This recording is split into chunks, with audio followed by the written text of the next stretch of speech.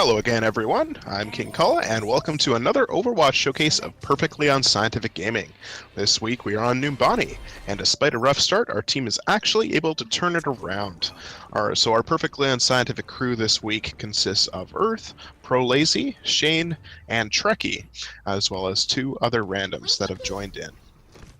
So something interesting about Numbani is I'd probably speak for the rest of the team in this case when I say that it's probably not our team's most favorite map, but it is in the queue, so we have to play it very well, regardless of when it comes up in competitive.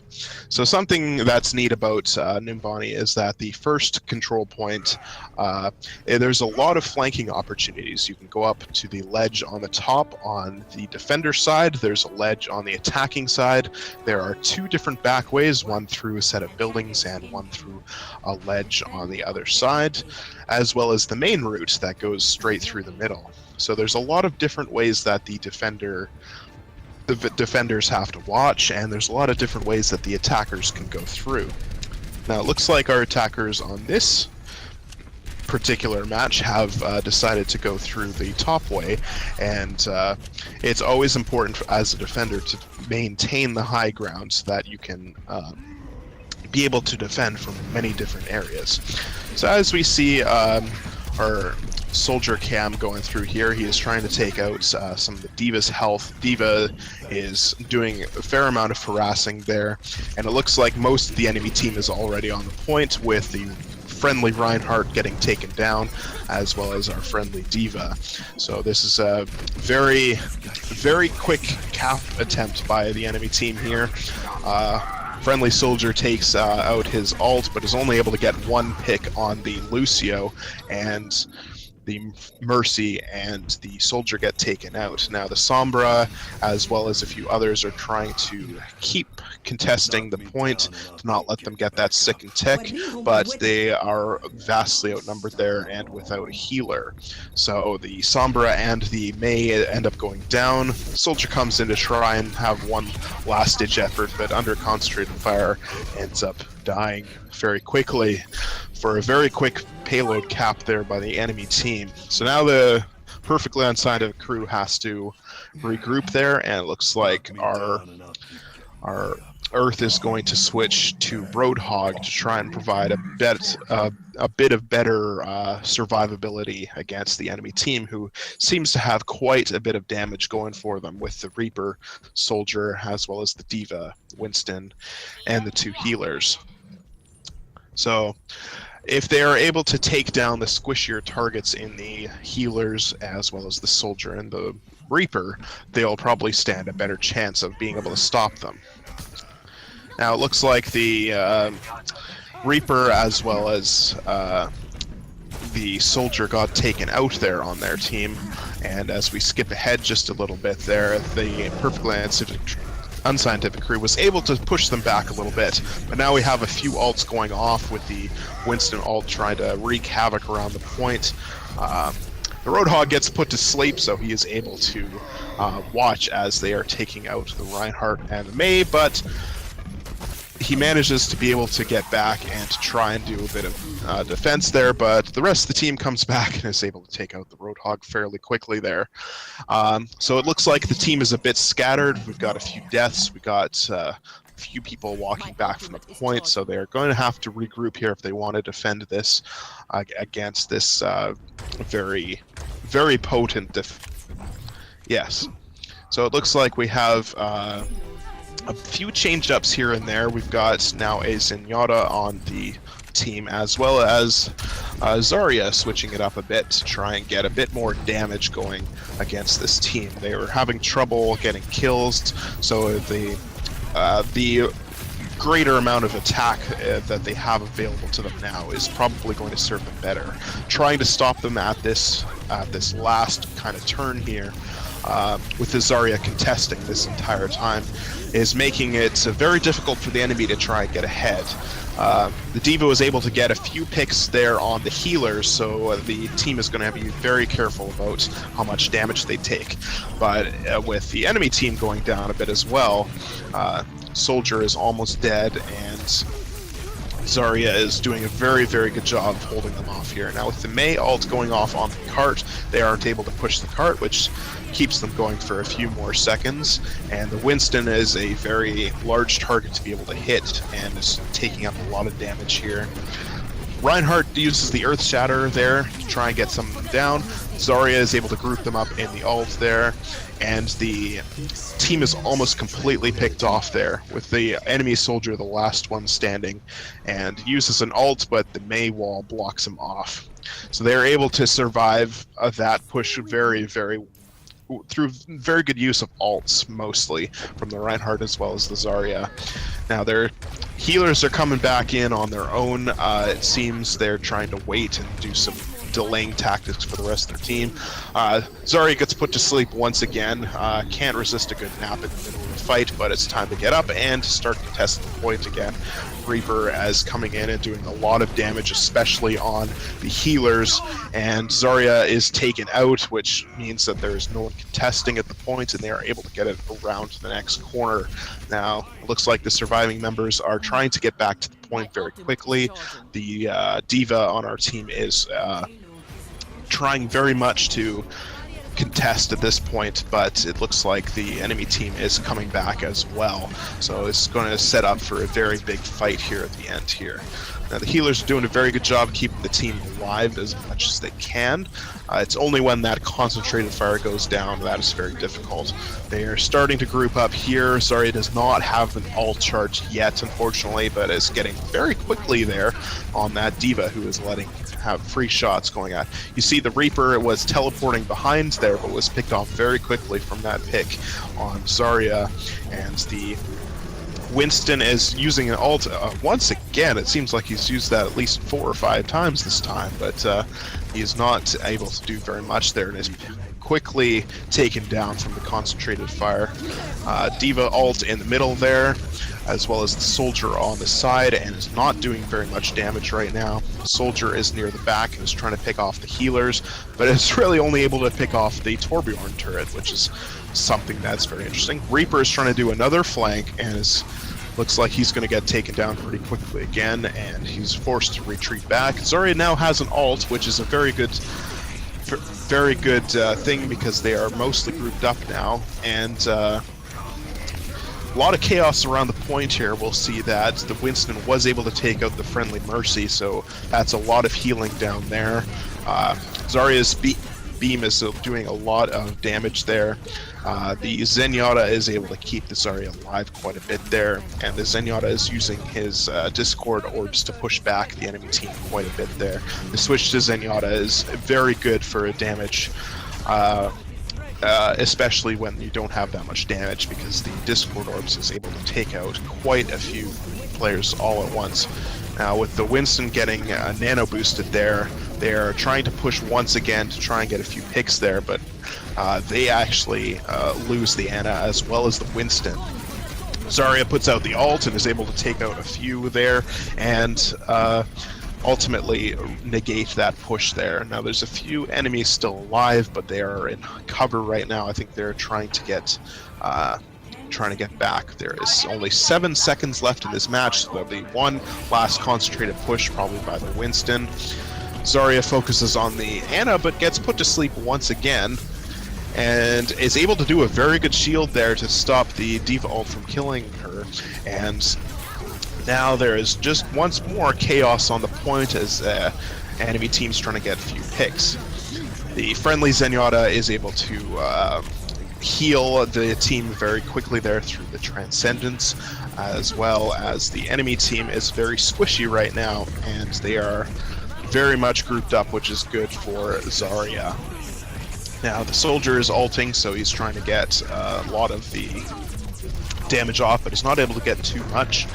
Orisa is doing a very good job of keeping them all grouped up, and Zarya almost has an ult, and a very good opportunity there to group them all up, all of their squishy targets, and to kill most of them there. That's a triple, a quadruple kill, and then the Reaper is going to go down very quickly as well, with the Winston just the last one left, and that's going to end up as a team kill with a round complete. And I bet if you were watching that at the start, you wouldn't have thought that that would go the way it did. It just goes to show that if you just switch up your composition on the fly, if it's not working, and if you just persevere, group up, and defend the points, you're able to win. Now they have to do the same thing, but in reverse. They have to try and get past that corner there on the attack, as well as to get through very quickly in a timely manner. So we will see if they're able to do that. Looks like they've switched up their composition just a little bit. They've got Pharah as well as a Junkrat. They've got the 2 healers as well as the 2 tanks. So once again, going with the very popular 2-2-2 meta. And we will have to see if they are able to do that on the attack. Now, once again, as I said before, there's lots of different avenues that they can use to go on the attack. So they are able to utilize a lot of different flanks. And I think something that worked well for them in this last game is that they were able to group up very well on the defense, especially on that last point, since they had a lot less distance to walk. And as we see there, their top damage dealer was actually the Zarya, who was being able to push them back very quickly with that pulse beam. So something that is good for a lot of teams to remember is that if you're not grouped up, you're very much in risk of dying very quickly. Now, there's a few flankers that are able to do this effectively, such as Pharah or Sombra or Tracer, but for the most part, you'll be wanting to group up quite a bit to create a kind of death ball, which would be able to flatten any enemy opposition. So as they get ready to go in here, we will have to see which path they take on the attack here. Looks like they've got a bit of damage boosting as well as the Discord Orbs to be able to take down opponents very quickly. Looks like the Zarya is deciding to go to the top.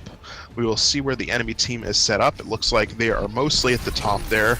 And the Roadhog hook is able to take down Zarya very quickly. The Zarya in her death throes actually doing a cartwheel there, which is making note of her strongman past in the circus. So little fun tip there is that when you're doing a cartwheel, it's better to do it when you're alive, not when you get killed by the Roadhog hook, which can happen if you are not expecting it. So it looks like the team is still trying to go to that top way. We will see if the Reinhardt looks like he's on his own now and is getting pushed back a bit by the Zarya, but the Zarya has to be very careful here not to get caught in the narrow corridor here, especially with the Mei there that is able to freeze. Now it looks like there's a couple walls here. The Mei is putting them up, and getting caught in the narrow corridor is not a good thing. It looks like the Roadhog scrap gun able to do a very high amount of damage at a close range proves to be Zarya's downfall there. We'll see if they keep trying to go that top way or if they're going to try and do something else. And there's something that you don't see very often, is that Zarya doing a bit of rocket jumping to try and get back to the point fairly quickly. If you have a healer nearby, it's actually quite helpful to do so, as speed is everything and time is of the essence when you're especially on attack. A little bit of an interesting nano boost there on the Mei, not one you would normally see nano boosted, especially when you have a Reinhardt on the team, but it looks like it is able to push back the friendly team from doing too much of an attack. The Junkrat ult on the Riptire is getting taken down by the Reinhardt shield and is not able to do very much. Zarya sees the face of death there in the Mei as she gets frozen and unfortunately perishes. But wait, there's more. We got a Mercy Res there, which is very timely. The Zarya ult is able to take out quite a few of them there, as well as the Pharah ult, which is able to take down those grouped up people quite a bit. Torbjorn tries to use his turret and his ultimate ability to try and stall the team from taking the point, but unable to do so. Lucio comes back, but is getting taken down pretty quickly there, and they are stopping them from getting back. Now Reinhardt is almost on his way back, and Roadhog is trying to do some flanking there, but the enemy Mei actually stops them from getting through with a friendly fire wall, so to speak. And Something you see in the chat there, Earth says, "Thank you for the wall," which is quite humorous indeed. It's always good to trash talk when you're doing something good. If you can demoralize your enemy as long as you don't have it come back and bite you in the butt, that is a good thing to do. So as they are rounding around the first corner, we'll see where the enemy tries to put their defenses. It looks like they are mostly in the center there. Farah is stopped from taking down in the skies there. Mei is trying to do some freezing, but unable to do too much there. Zarya is doing a very good job of taking some damage, but taking them back as well. The Mei ult on the point there ultimately didn't catch anyone through there, but it was able to let the other team get back and get a better foothold on the cart. Now with the Reinhardt ult there, Zarya takes him down very quickly and able to survive another hook there through use of the shield there, so that's very good for Zarya. And Mei is once again trying to do more stuff. Junkrat Tyre gets taken out very quickly there by Zarya, proving that you do actually need good aim in this game, as long as you aren't playing someone like Reinhardt. Now Junkrat trying to do a bit of flanking maneuvers there, able to take out the trap and stop him from getting too far ahead. Zarya is pushing back their tanks fairly effectively. Reinhardt is trying to stop the Diva ult, but unable to protect the healers when he switches his shield around at the last moment there. And with the Zarya ult, able to take out the rest of them, and that's take out most of their team there, which allows them to cap the next point to get, and now they just have 2 more corners to get around before they win, with approximately just under 3 minutes left. So it looks like this switch to the different, more damage-based comp has served the perfectly unscientific crew very well, and they will have to see if they can cap here in the next 2.5 minutes.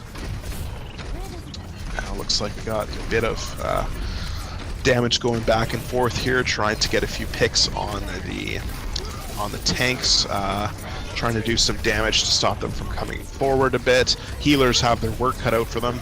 Looks like the enemy has switched to a desperate last resort bastion, but is taken out very quickly by the Farah, and Zenyatta able to heal up the friendly team with quite a bit of Transcendence heals there. Nano boosted Reinhardt isn't able to do that much as he misses his charge and is then killed very quickly. A 3 kill with the Junkrat Riptire, and they are able to cap it very quickly.